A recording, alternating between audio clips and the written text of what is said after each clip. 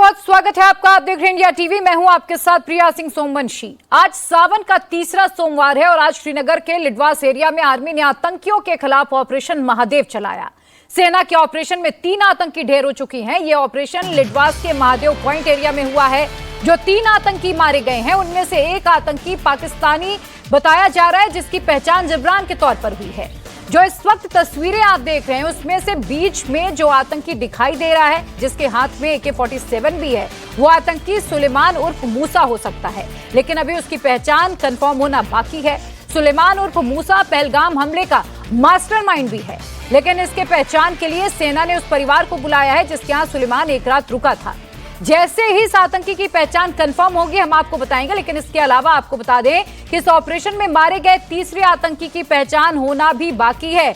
अब आपको ये बता दें कि जिस एक आतंकी की पहचान हुई है वो पाकिस्तानी आतंकी और जिब्रान उसका नाम बताया जा रहा है। इस पर और अधिक अपडेट के साथ मेरे सहयोगी हमारे पॉलिटिकल एडिटर देवेंद्र पराशर जुड़ चुके हैं। देवेंद्र, हालांकि एक आतंकी तो पहचाना जा चुका है, लेकिन मूसा जो इस पूरे हमले का मास्टरमाइंड है, बताया जा रहा है कि यह भी ढेर हुआ है। हालांकि अभी तक ऑफिशियल कंफर्मेशन बाकी, आपके पास कोई इनपुट?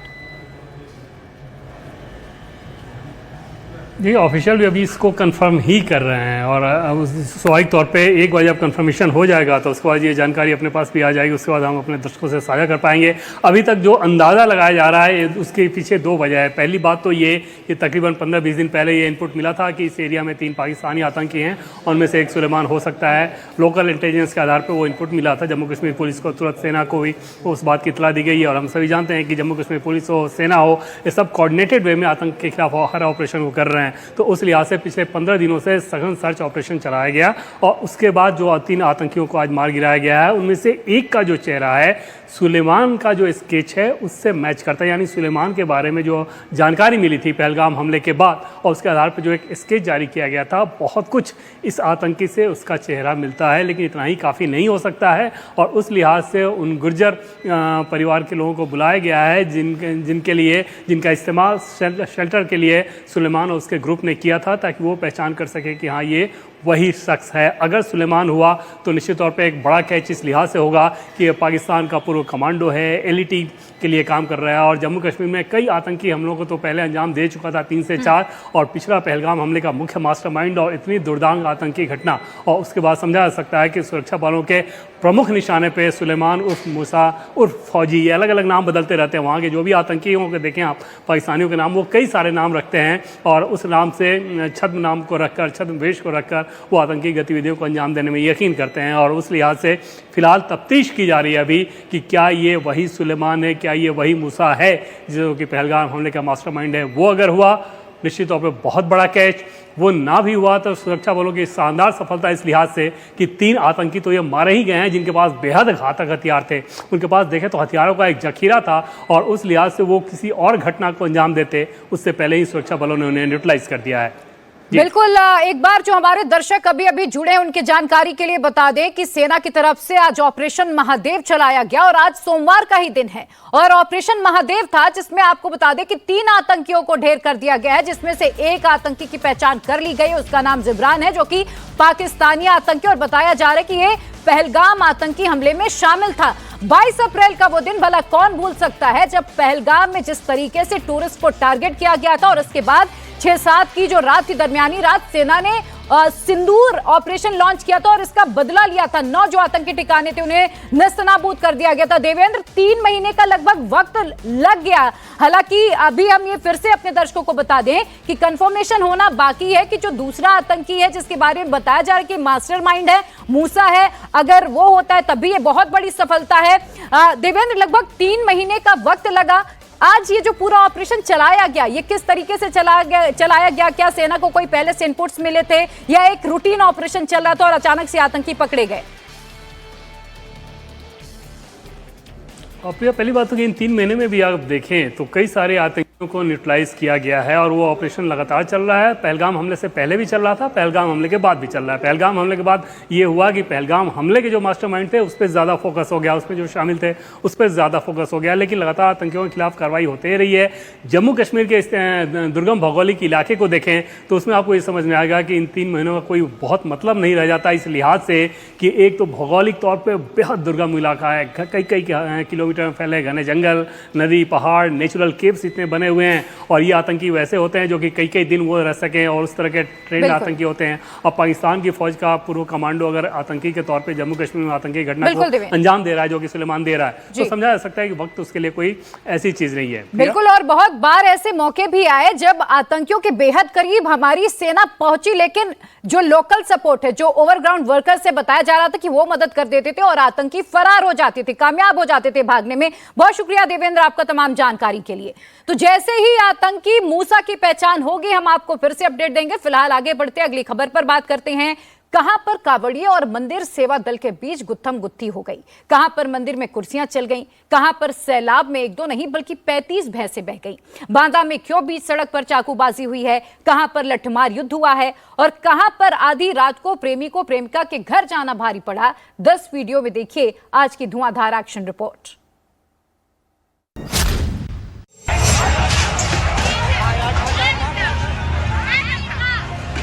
भीड़ एक दूसरे पर कुर्सियां फेंक रही है। पंडाल में मौजूद लोग बाहर खड़े लोगों को दनादन कुर्सियों से वार कर रहे हैं।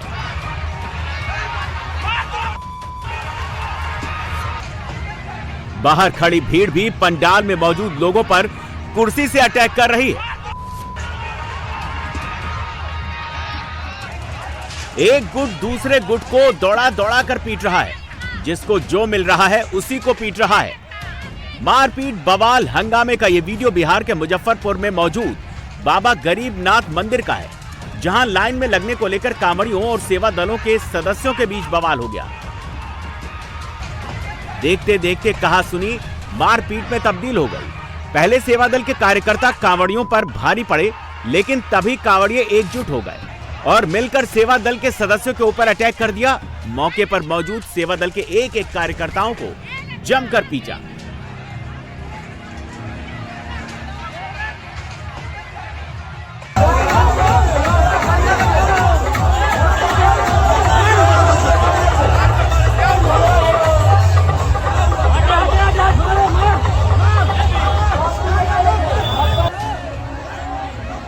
इसके बाद कांवड़ियों ने भीड़ में सफेद टी शर्ट पहने जिसे भी देखा उसे जमकर पीटा।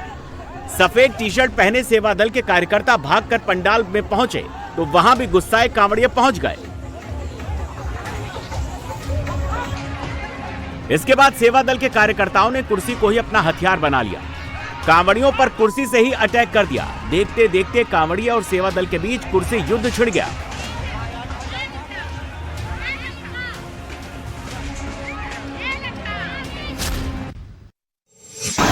मैया में गई आया मर गई, अब मर गई आया बचना रही भाई साहब। हे भगवान, हे भैया। हाँ।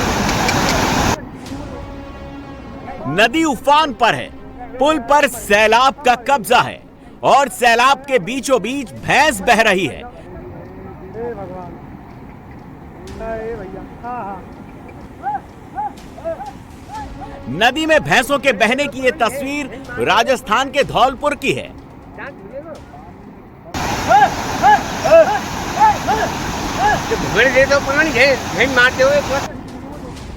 भैंसों के बहने की ये तस्वीर पार्वती नदी की है। धौलपुर के पार्वती बांध में पानी अचानक छोड़े जाने के बाद पार्वती नदी उफान पर बहने लगी। उसी समय नदी के खाल क्षेत्र में भैंसें चारा खा रही थी, जो फंस गईं और देखते देखते 35 भैंसें सैलाब में बह गईं।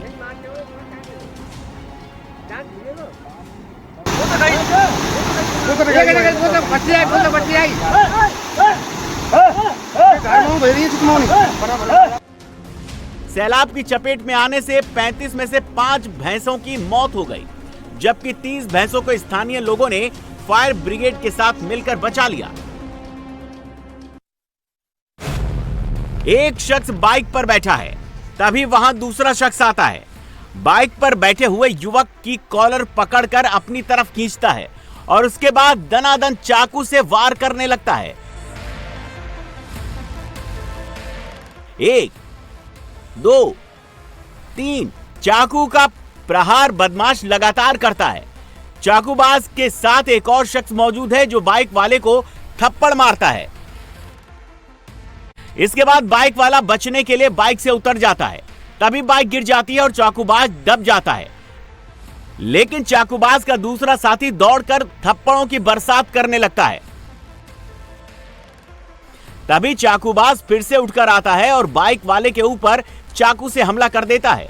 चाकूबाजी की पूरी घटना सीसीटीवी में कैद हो गई। पीड़ित बाइक सवार की हालत स्थिर है। वहीं चाकूबाजी का वीडियो वायरल होने पर पुलिस एक्शन में आई है और आरोपियों को धर दबोचा है।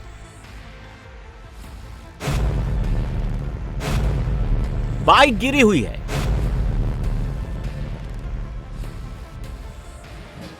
पत्थर चल रहे हैं।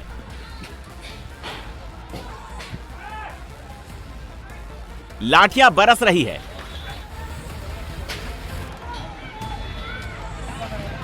बवाल, हंगामा, मारपीट के बाद सड़क बंद हो गई।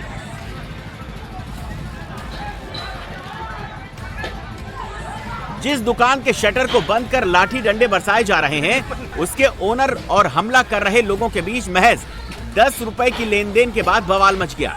विवाद की शुरुआत मामूली कहासुनी से हुई और देखते देखते मारपीट में तब्दील हो गई। मामला यूपी के अलीगढ़ के थाना क्वारसी का है, जहां मामूली लेन देन के विवाद ने बड़ा रूप ले लिया। यहां के रियाज कॉलोनी के पास एक दुकानदार से 10 रुपए की लेन देन पर बात इतनी बिगड़ गई कि आरोपी पक्ष के युवकों ने अपने दर्जनों समर्थकों को बुलाकर दुकानदार और उसकी फैमिली पर हमला बोल दिया। हमलावर भीड़ ने लाठी डंडों से दुकानदार के पूरे परिवार की पिटाई की और जमकर पथराव भी किया। हंगामे की सूचना पर पहुंची पुलिस ने हमले में घायल पीड़ित परिवारों के लोगों को अस्पताल में भर्ती करवाया और मारपीट में शामिल लोगों को हिरासत में लेकर पूछताछ कर रही है। महज 10 रुपए के मामूली विवाद में जिस गांव में दो पक्ष भिड़ गए, वहां लॉ एंड ऑर्डर मेंटेन रहे। इसको लेकर गांव में पुलिस तैनात कर दी गई है। लाठियां बरस रही हैं। 8 से 10 लोग एक दूसरे पर दनादन लाठी से वार कर रहे हैं।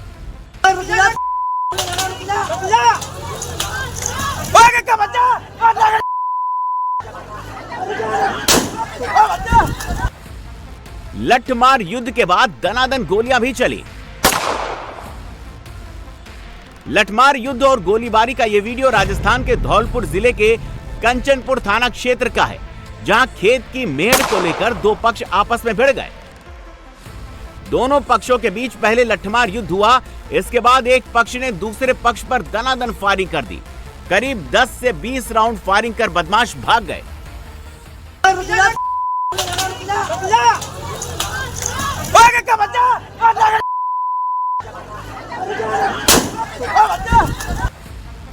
अब पुलिस केस दर्ज कर आरोपियों की तलाश में जुट गई है।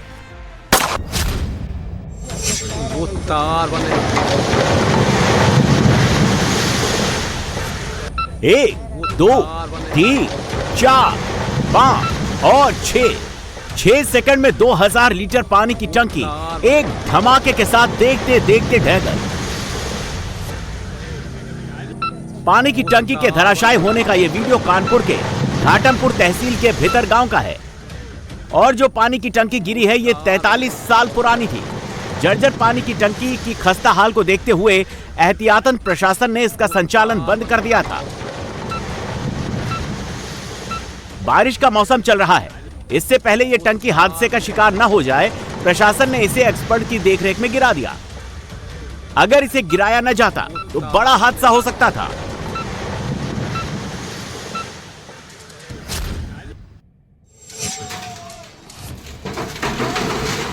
कानपुर में तो प्रशासन ने समय रहते जर्जर पानी की टंकी को ध्वस्त कर दिया, लेकिन राजस्थान के 12 में एक 2 मंजिला मकान भरभरा कर गिर गया।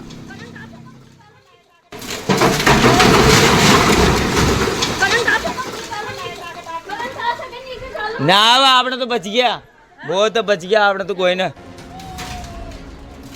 इस 2 मंजिला मकान के गिरने से पहले ही लोगों ने इसे खाली कर दिया था। इस घर से लोगों के शिफ्ट होने के कुछ ही घंटे के अंदर ये इमारत गिर गई।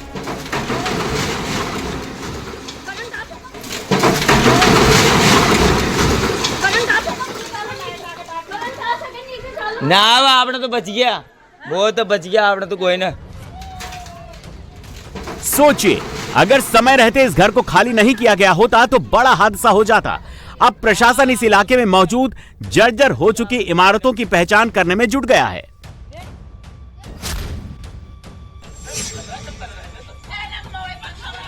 युवक के दोनों हाथ बंधे हैं। एक शख्स युवक के लंबे बालों को पकड़कर खींच रहा है। बेड पर लेटाकर युवक की भीड़ जमकर पिटाई कर रही है। दरअसल जिस युवक को भीड़ पीट रही है वो प्रेमी है और बहराइच में अपनी प्रेमिका से मिलने पहुंचा था। तभी प्रेमिका के घर वालों को इसकी भनक लग गई और प्रेमी को भीड़ ने धर दबोचा। इसके बाद लोगों ने पहले प्रेमी की जमकर पिटाई की। जिस गांव में प्रेमिका रहती है, प्रेमी भी उसी गांव का रहने वाला था और रात के अंधेरे में प्रेमी प्रेमिका से मिलने उसके घर गया था। तभी परिजन उठ गए, प्रेमी को पकड़ लिया और जमकर पिटाई कर दी। कुछ लोग झरने के नीचे मस्ती कर रहे हैं। एक युवक पहाड़ी पर चढ़ा हुआ है और वहां से जंप करता है, लेकिन अगले ही पल जो हुआ उसे देखकर आपके रोंगटे खड़े हो जाएंगे। युवक 65 फीट ऊंची पहाड़ी से झरने में जंप करता है, लेकिन पानी की रफ्तार के कारण उसका बैलेंस बिगड़ जाता है और वो चट्टान से टकराते हुए नीचे पानी में गिरता है। 2 बार चट्टान से टकराते हुए युवक पानी में गिरता है और इसके बाद पानी खून की तरह लाल हो जाता है। इसके बाद आनंद फानन में युवक को निजी अस्पताल में भर्ती कराया गया। पीड़ित 3 दोस्तों के साथ महासमुंद जिले के धसकुंड जलप्रपात घूमने आए थे। वहां लोग 10-10 फीट की ऊंचाई से जंप करते हैं। इसे देखकर पीड़ित युवक पहाड़ की चोटी पर चढ़ गया और वहां से छलांग लगा देता है, लेकिन नीचे उसके दोस्त उसका रील बना रहे होते हैं। तभी युवक हादसे का शिकार हो जाता है।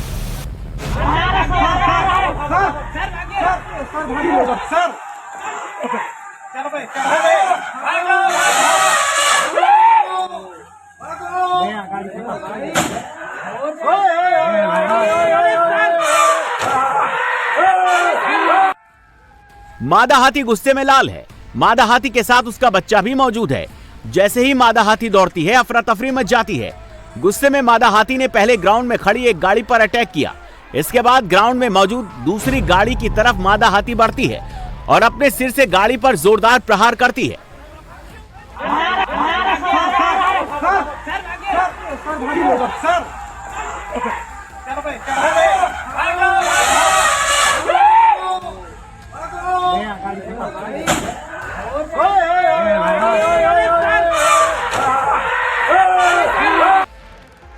मादा हाथी के आतंक का यह वीडियो छत्तीसगढ़ के जशपुर का है। ग्रामीणों की सूचना पर वन विभाग की टीम पहुंची तो मादा हाथी ने उन्हीं पर अटैक कर दिया। स्थानीय लोगों के मुताबिक रायगढ़ में अभी तक ये मादा हाथी 5 लोगों की जान ले चुकी है। स्थानीय लोग गुस्साए मादा हाथी के आतंक से डरे हुए हैं। 2 दिन 2 अलग अलग जगह और एक जैसा हादसा। रविवार को हरिद्वार के मनसा देवी में तो सोमवार को यूपी के बाराबंकी में हादसा हुआ। सावन के तीसरे सोमवार को मंदिर में श्रद्धालुओं की भारी भीड़ उमड़ती है और इसी दौरान मंदिर में टीन शेड पर करंट फैलने से भगदड़ मच गई। बाराबंकी के अवसानेश्वर महादेव मंदिर में बड़ा हादसा हुआ है। मंदिर कैंपस के अंदर टीन शेड पर करंट फैलने से भगदड़ मच गई। 2 भक्तों की मौत हो गई जबकि 29 लोग इसमें घायल हो गए हैं। घायलों का अस्पताल में इलाज जारी है। मृतक के परिजनों को 5-5 लाख रुपए का मुआवजा योगी सरकार की तरफ से दिया जाएगा। मंदिर में कुछ लोग जमीन पर गिरे। वहां मौजूद लोग उन्हें सीपीआर दे रहे हैं। उनकी धड़कन वापस लौट आए, इसलिए उनके सीने को जोर से दबा रहे हैं।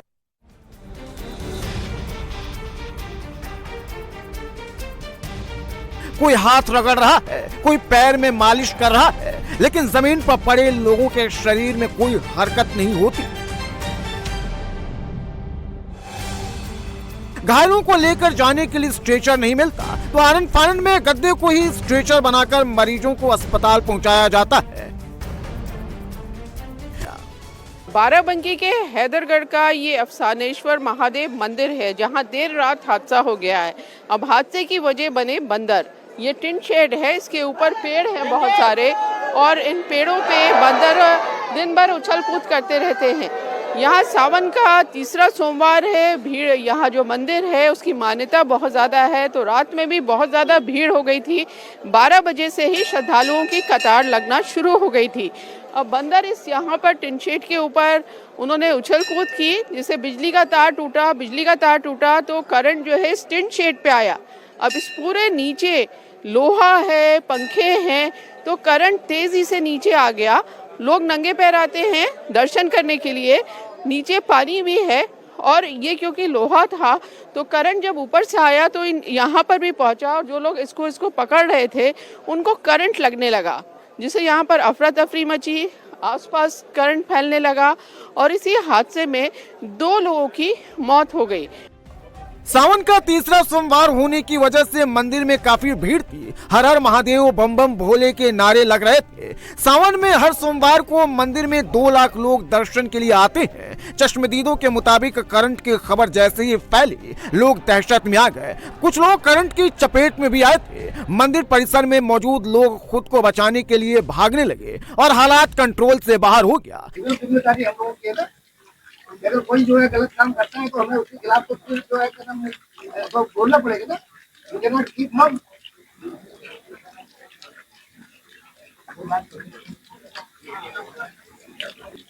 नहीं तो उसको एप्लीकेशन देंगे ना, हम लोग अपने तरफ से नहीं दे रहे, जो जनता है उसकी तरफ से।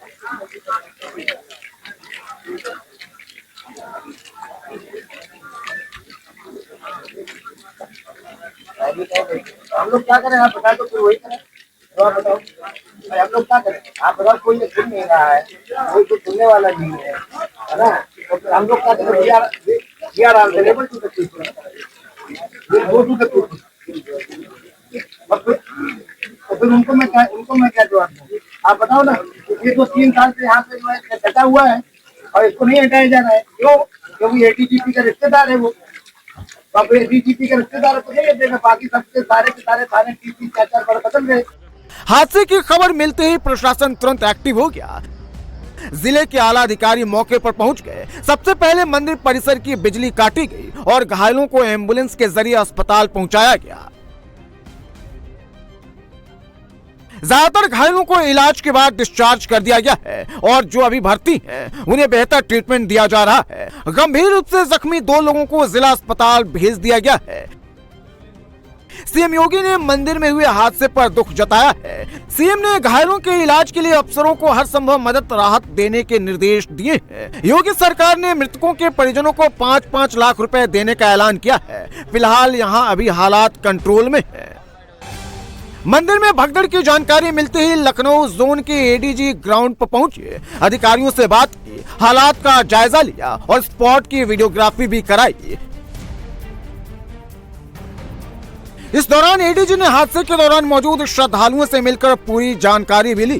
फिलहाल मंदिर में दर्शन पूजन सामान्य तरीके से चल रहा है। प्रशासन की टीम मौके पर मौजूद है, लोग दर्शन पूजन कर रहे हैं। मंदिर के प्रबंधन के मुताबिक रात 1 बजे मंदिर खोला गया था। करीब 1 घंटे बाद यानी 2 बजे बंदरों ने तार तोड़ दिया, जिसकी वजह से यह हादसा हुआ है। रात लगभग 1 बजे मंदिर कपाट खोल दिए गए थे। श्रद्धालु लोग सामान्य रूप से जलाभिषेक कर रहे थे। अचानक 2 बजे के आसपास सूचना मिली कंट्रोल रूम में कि आप यहाँ पर जो है बिजली का करंट आ गया है 3 शेड पर। हम लोग दौड़ करके पहुँचे तो देखा कि बंदरों ने एक तार तोड़ दिया था जो 3 शेड पर पड़ा था। तो तुरंत कैंडोवर काट करके बिजली काटी गई। फिर जो पुलिस फोर्स यहाँ थी, उनकी जो गाड़ियाँ थी, उनके साथ मिल करके फटाफट जो एम्बुलेंस बुलाई गई और जो घायल हुए थे, जो जले हुए थे लोग, उनको यहाँ से भेजा गया। यूपी में अपराधियों पर योगी की पुलिस शामत बनकर टूट रही है। हर दिन अलग अलग जिलों में एनकाउंटर हो रहे हैं। ज्यादातर बदमाशों ने या तो अपराध से तौबा कर लिया या फिर यूपी छोड़ दिया। लेकिन बिहार के एक बदमाश ने यूपी में क्राइम करने की कोशिश की तो उसका अंजाम भी वही हुआ जो बाकी बदमाशों का होता आया है। हापुड़ में 50,000 के नामी बदमाश डब्ल्यू यादव का एनकाउंटर कर दिया गया है। यूपी एसटीएफ बिहार पुलिस ने एनकाउंटर किया है। डब्ल्यू यादव के पास से कार्बाइन पिस्टल, देसी तमंचा भी बरामद किया गया है। आपको बता दें कि एचएएम नेता राकेश कुमार की हत्या का डब्ल्यू आरोपी था। डब्ल्यू यादव के खिलाफ 24 मुकदमे पहले से ही दर्ज थे।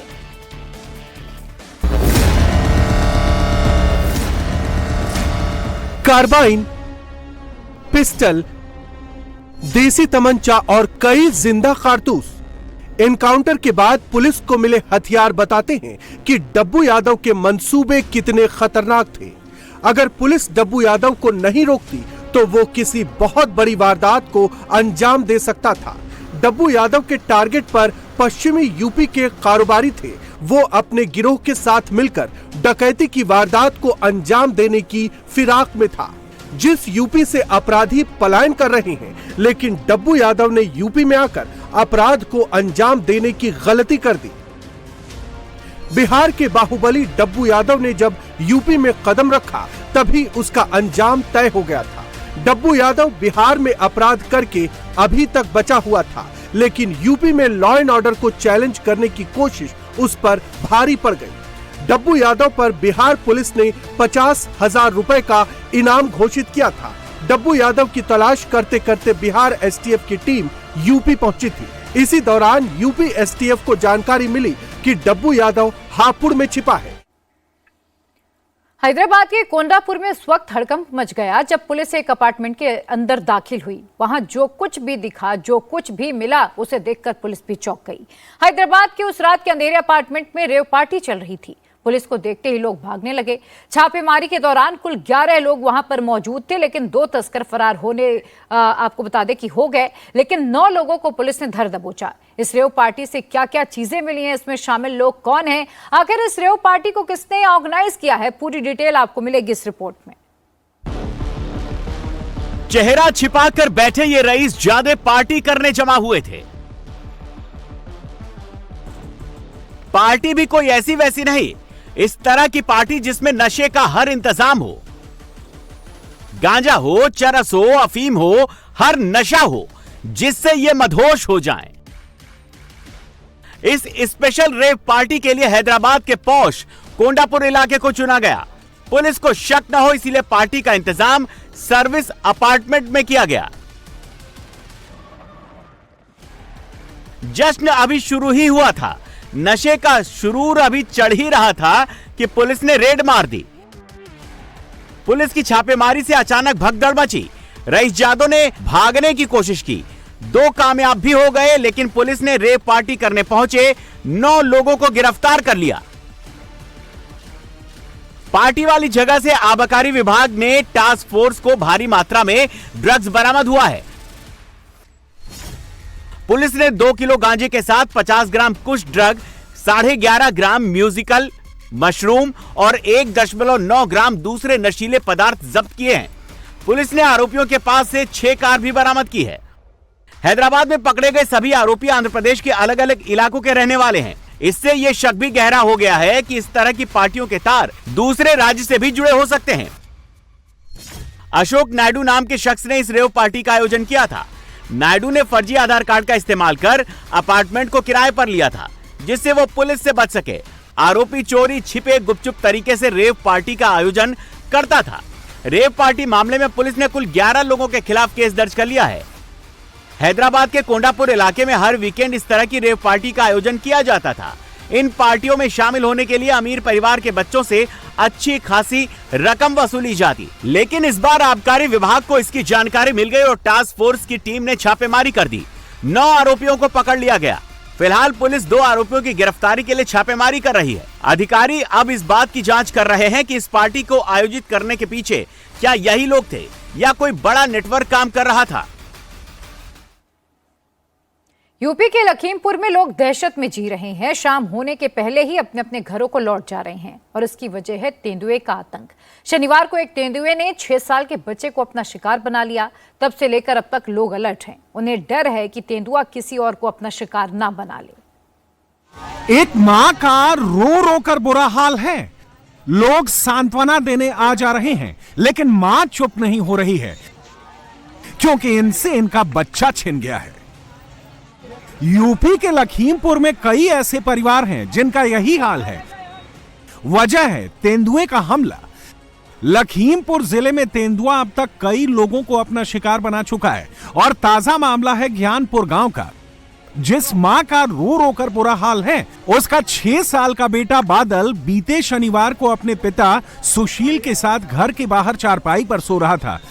करीब रात 12 बजे एक तेंदुआ आया और बादल पर हमला कर दिया। बच्चे की चीख की आवाज जब तक पिता के कानों में पड़ती और उसकी नींद खुलती, तब तक तेंदुआ बादल को लेकर भाग गया था। पिता सुशील ने बेटे को अपने पास न पाकर शोर मचाया। आस पड़ोस के लोग इकट्ठा हुए।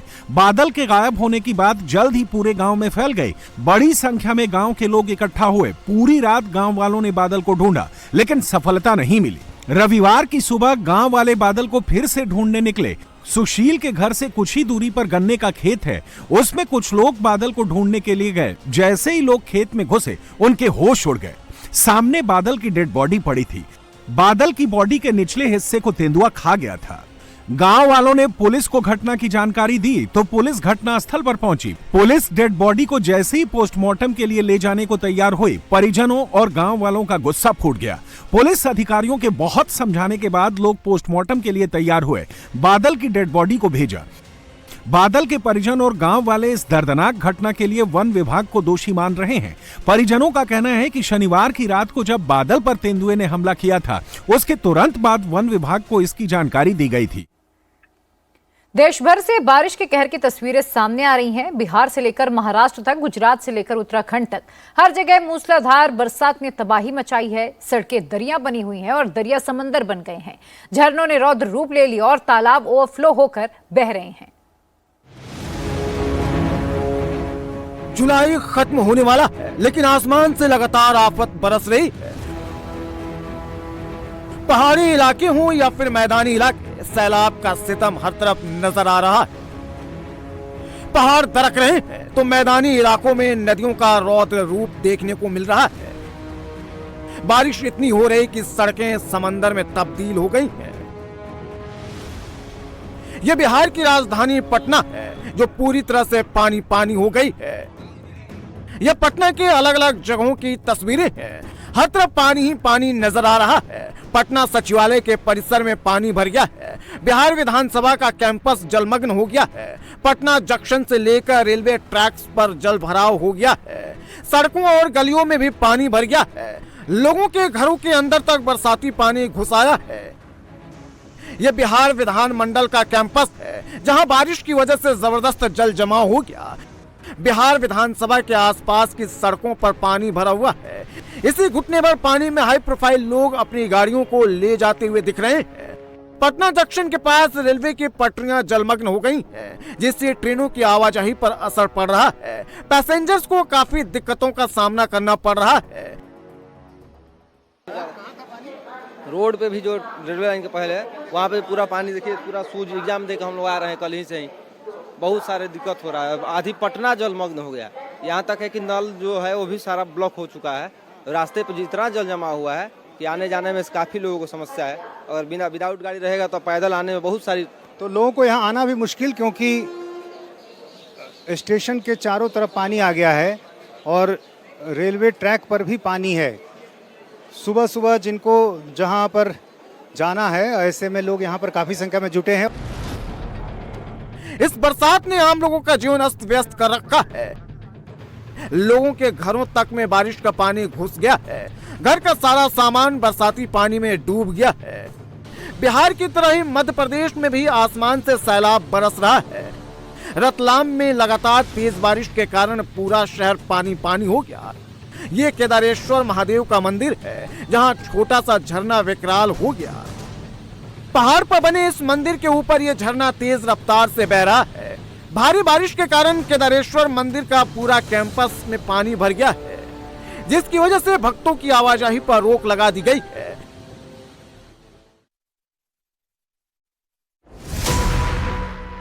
मध्य प्रदेश से सटे गुजरात में भी जगह जगह से जल जमाव की तस्वीरें आ रही हैं। यह कोई नदी या नहर नहीं है, यह बनासकांठा की सड़कें हैं जो पूरी तरह से जलमग्न हो गई हैं। रोड पर घुटने से भी ज्यादा पानी है। क्या सड़क, क्या पार्क, क्या दुकान, क्या मकान, सब पानी में डूब चुका है।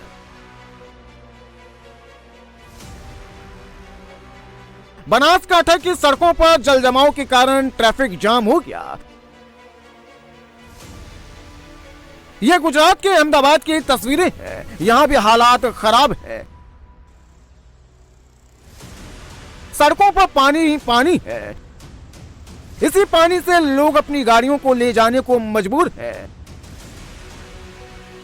लेकिन अभी गुजरात वालों की परेशानी कम होती नहीं दिख रही है, क्योंकि आईएमडी ने गुजरात के 12 से ज्यादा जिलों में भारी बारिश का अलर्ट जारी किया है। गुजरात के पड़ोसी राज्य राजस्थान में भी बारिश का कहर देखने को मिला है। इतनी बारिश हुई कि सड़कें समंदर बन गई हैं। ये पाली की तस्वीरें हैं जहां बाजार का हाल खराब हो गया है। शटर के अंदर दुकानों में भी पानी घुस गया है। मार्केट में घुटनों तक पानी भरा हुआ है। जल भराव होने से सभी दुकानें और बाजार बंद हैं।